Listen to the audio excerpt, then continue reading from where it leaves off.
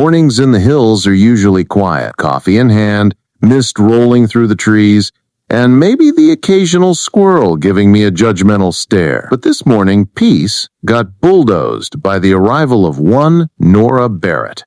She marched up the path like she was carrying a sacred text, holding a crumpled piece of paper aloft with the dramatic flair of someone who definitely practiced in front of a mirror.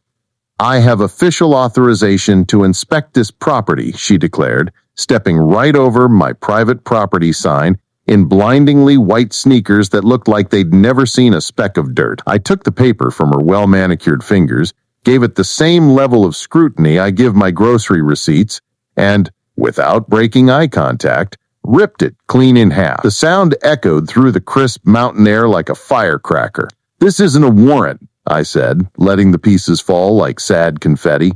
"It's a Google Docs printout. Nora Barrett, Queen Bee of the Pinecrest Community HOA, self-appointed defender of neighborhood sameness and lifelong enemy of independent thought. Me, I'm Jake Sullivan, 38, contractor, cabin dweller. After a messy divorce, I traded in city stress for pine trees, porch coffee, and talking to chipmunks like their coworkers who actually listen.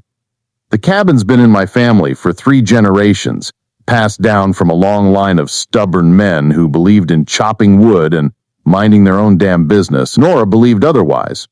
My cabin isn't in the HOA. It's near it, and that was enough for her to think she had jurisdiction. It started with passive-aggressive notes slid under my door. "Your solar panels are not in compliance. Suspicious wood stacking observed. Could indicate future violations. Your landscaping fails to reflect the aesthetic values of the greater community." I burned that last one to light my fireplace. Felt appropriate. Then came the drone footage, taken during HOA meetings, probably launched from the roof of their community center. Full-color printouts arrived with red pen annotations, a circle around my stacked firewood labeled "unsightly debris," an arrow pointing to my vegetable garden, "unauthorized cultivation," a note about my American flag, "incorrect angle." Yes, apparently even patriotism has a dress code. She accused me of building a deck without permission, complained that my porch lights caused light pollution visible from HOA lots, and even reported me to the county for excessive leaf accumulation. Apparently, fall is illegal now. The final straw came via email. Subject: mandatory compliance inspection scheduled. I replied, "I'm not in your cult." So she came in person with a fake warrant. The document was printed on thin office paper, still had a red underline beneath the word perimeter, and was titled "Official Pinecrest Property Inspection Warrant" in Times New Roman. Real court-level stuff. Her signature, the same calligraphy from her notes with a little heart over the I in Nora. I pointed to a hand-painted wooden sign at the edge of my property that read, "You are now leaving HOA territory. Reality begins here." Right then, my cousin Tommy pulled up. County Sheriff's deputy, Tuesday coffee and chainsaw routine. He stepped out, took one look at the scene, and sighed with the patience of a man who's broken up HOA meetings before. "She's violating uniform standards," Nora shrieked. "He's refusing lawful inspection." Tommy blinked. "Ma'am, this isn't your turf, and that document, it's not a legal warrant. That's barely a school project." She insisted it was symbolic. Tommy replied, "Want me to symbolically arrest you?" She went pale. I showed him the drone footage she'd shared around to neighbors, which included clips of her trespassing, narrating how my non-regulation tomato plants were a threat to property values. Tommy gave a slow nod. "That's trespassing, maybe harassment, possibly stalking. We could go big with this."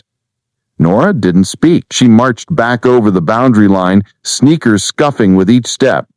"This isn't over," she muttered, but it kinda was.